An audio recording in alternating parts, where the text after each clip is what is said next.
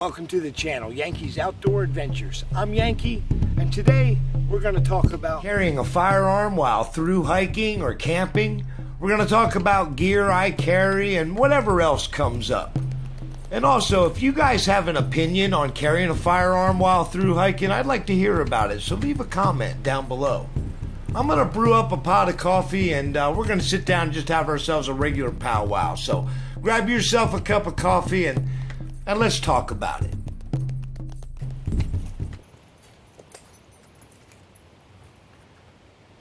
Hey, down here at one of my favorite spots along the Maumee River.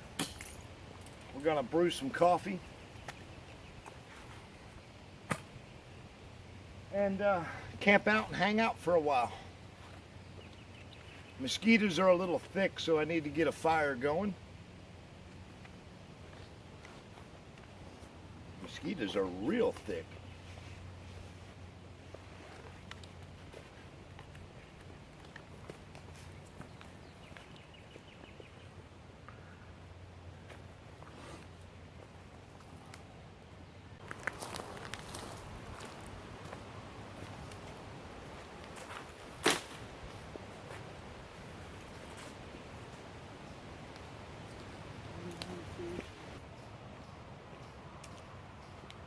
One good thing about hiking along the river, if you need firewood, you want to start a fire, as long as it's starting to dry out, there's so much firewood, it's just unbelievable. Tell you what, guys, it's pretty warm out here today. It's early, but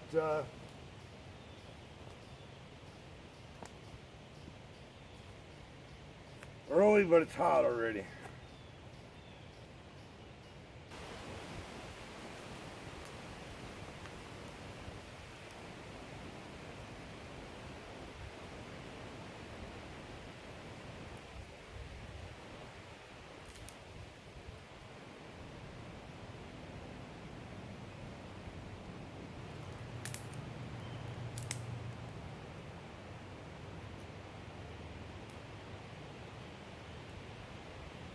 Get a little smoke fire going to help cut down the bugs. All right, we got a good fire going. I found a big piece of really soaking wet rotten wood that I got laying right on top of it there. It's going to help with my smoke. Most of my smoke is heading out across the river, but the insects have died down already though. Boil me up about 2 cups of coffee. I like to get the water hot before I bother putting the whole thing together. I'll show you as I go here.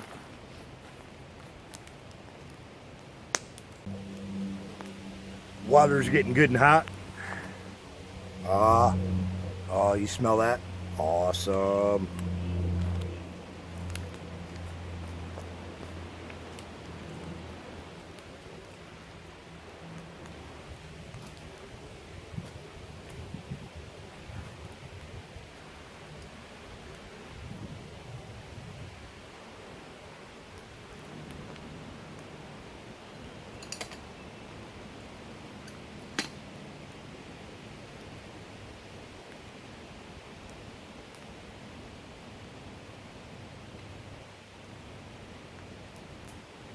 And she's kicked off brewing as soon as I dropped it down in there.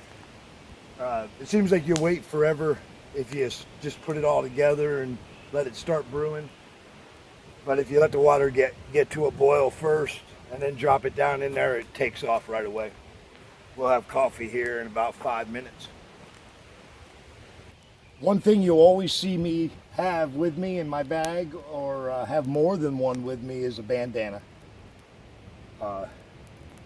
A bandana is a multi-purpose tool and something I consider an essential for camping, hiking. Doesn't mean you'll consider it one. It's just something I consider an essential.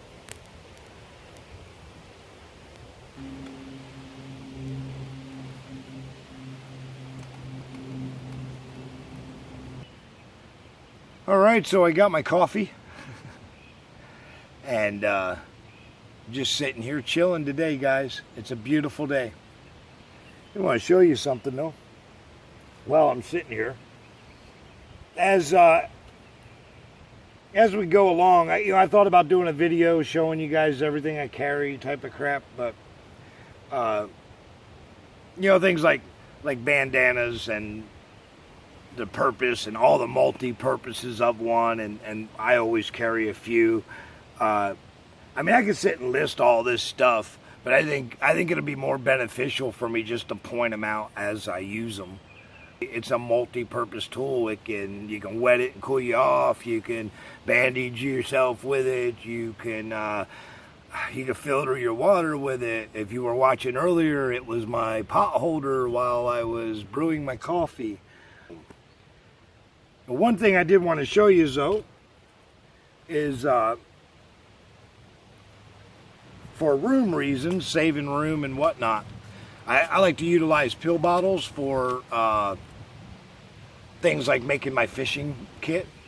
In this one I have some treble hooks and some line, and the same with this one. Now this one here, I actually set it up with some stink bait is in that bag, and then there's one treble hook and a long, probably 100-foot piece of nylon brick line. I love using brick line for tie and trout lines. Brick line can hold a lot of weight, and it's inexpensive. It's easy to work with. It's quick to shorten the lengths. You can just use your lighter, tie it onto your hook, tie one end to a tree branch, throw it on out there with the bait, and head on back to camp. Check it later. It's one of the ways I actually fish when I'm on a hike or camping. I have come to realize recently that there's a lot of controversy about carrying a firearm on long-distance hiking trails, like carrying a firearm on the AT, on the Appalachian Trail.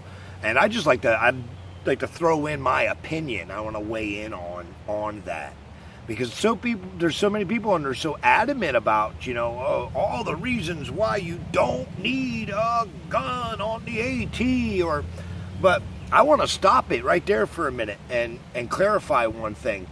I'm an American citizen who exercises the right to carry a firearm. I do this as a duty, as an American citizen, not only to protect me, but maybe possibly to protect you, okay? I'm not carrying my firearm on the AT because I'm worried about snakes, bears, or what have you, okay? I'm carrying my firearm on the AT because I'm on the AT today. If I was at the Walmart today, I'd be carrying at the Walmart today. So I do want to clarify that. If you carry a firearm, you understand what I mean. It's part of you. It's something do you put your keys in your pocket every day when you get up in the morning? Well, I grab my firearm every day. If it ain't my pepper box, it's my big old leg cannon or whatever I'm carrying today, I carry it today. If I'm going on the AT, if I'm going to the AMP, I don't hold any malice for anyone who feels that, it's a waste of weight and blah, blah, blah. First of all, when it comes to weight, what I carry is my business. Do I think I could lighten my load? Yeah. Why don't I? For my convenience. Go how you feel like going. That's, one thing every hiker will preach to you is to hike your own hike. And that's incredibly important. You have to hike your own hike. You can't go out and expect to do what I did or what he did. You have to do your hike. In order to make it your hike, you have to bring your stuff. How do you know what you need to carry with you on a thru hike? Okay, there's essentials. Essentials are you need to purify water, you need to make fire, and you need to eat. Now look, I don't care how you eat, I don't care how you purify water, and I don't care how you make fire. Because the easiest way to do these things for you is what's going to be important. This is your hike. I'm not going to tell you to go fish for your food if you've never fished before in your life and you don't mind carrying enough junk to eat. Okay? How do you get prepared? You go out on day hikes, turn them into overnight hikes. You start small. It's with anything. You didn't take off running in full sprint when you were a little kid. You crawled and then you walked and then you ran. Okay? It's the way it works. Crawl. Okay? Crawl out to an area, your own backyard. I mean, you know, there's so much you can learn and do if you have a backyard that you're allowed to do anything in. I mean, I know people who live in the city don't. But if you get your own backyard, you can do anything. There's so much you can learn in your own backyard. Learn what's the easiest way to make a campfire. What do I want to do when it comes to food? Do I want to have to figure out where a town is to re-up on supplies? Do I want to take some advice on Hobo Trail hiking where I don't ever go to town? Now, if you do find yourself hobo hiking, you can utilize campsites like this one that you're allowed to be at during the daytime with no fee. There's no actual camping. See, here's one thing about a hobo camper is you don't ever really want to look like you're camping anyway. You want to look like you're backpacking or just having an adventure. If you're allowed to fish, you got a fishing license, then, you know, set up your fishing pole and chill out for the day. That's the great thing about your hobo hiking is there's all kinds of places that you are allowed to be during the day. That's at nighttime when you got to get into a stealth mode. That's a little bit of a different story, and we'll cover that in the future. But one thing to definitely remember when you're hobo hiking is to utilize the places that you are allowed to be. This particular park here, you're allowed to have a fire. Which enables me to brew coffee and whatnot. There's no camping allowed in this park, but of course I'm not camping. I'm just passing through. Hobo Camping 101. Hobo camping has been done in this country since this country has been one. The Native Americans would have just called it going on a journey. Early settlers, it's just how they made it from north to south or east to west. And guys like me that still do it yet today. So there's nothing wrong with it. If you want a true adventure, leave your billfold at home and go off for a month and have a true adventure. I recommend it to anybody. But don't just run out and do it. You'll get yourself killed. Start small and work your way up. Another thing I did want to add about locations like this one, you're allowed to fish here overnight. Again, I mentioned there's no camping, but they don't mind a small fire if it's keeping the insects away and for giving you light at nighttime fishing.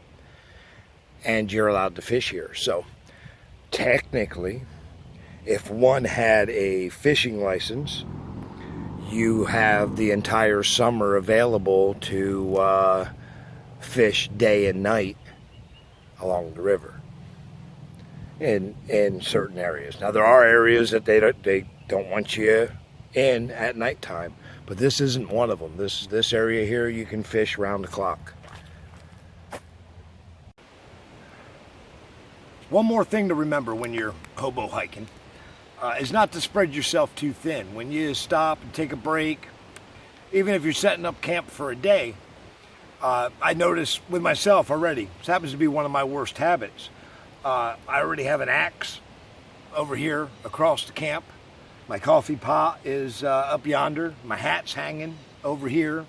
My bag is sitting here open with a bunch of tricks hanging out of it. And like I said, this is a terrible habit. If the weather catches you off guard, you got to leave in a hurry. You're going to end up leaving something behind. And it's not a good feeling to know that you have to take a day hike back to get what you lost. And you're not even knowing where you lost it usually, you know. And most likely it's because you had your stuff spread too thin when you were taking a break. So you take a break, you drop your stuff off. Even if you, like I did, I was making coffee and stuff, so I was getting stuff out. But you got to remember when you're done, you know, to pack up right away first. Keep your things ready, ready to move and ready to be covered. Again, you know, weather can come up on you off guard, and you don't want to forget anything in the woods. So keep that in mind when you're out hobo hiking. Since we spoke so much about the AT this video, I might as well go ahead and say some more about it.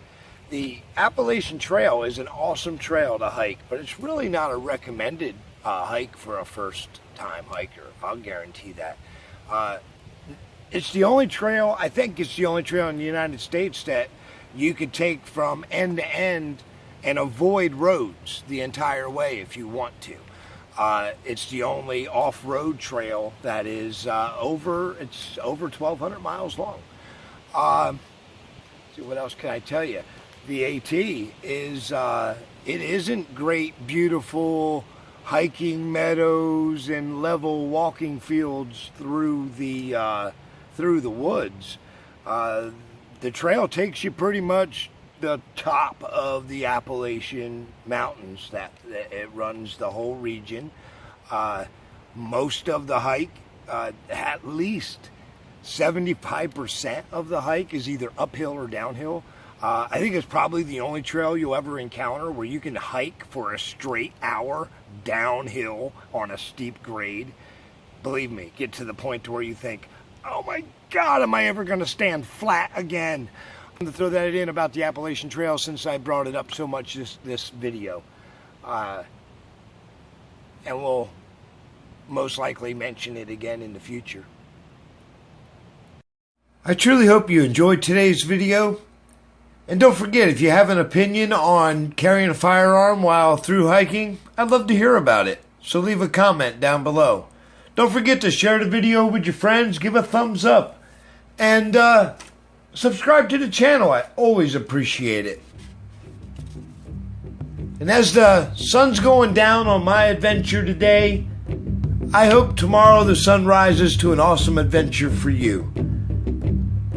Until next Monday, I hope all your adventures are awesome. Winishi for watching.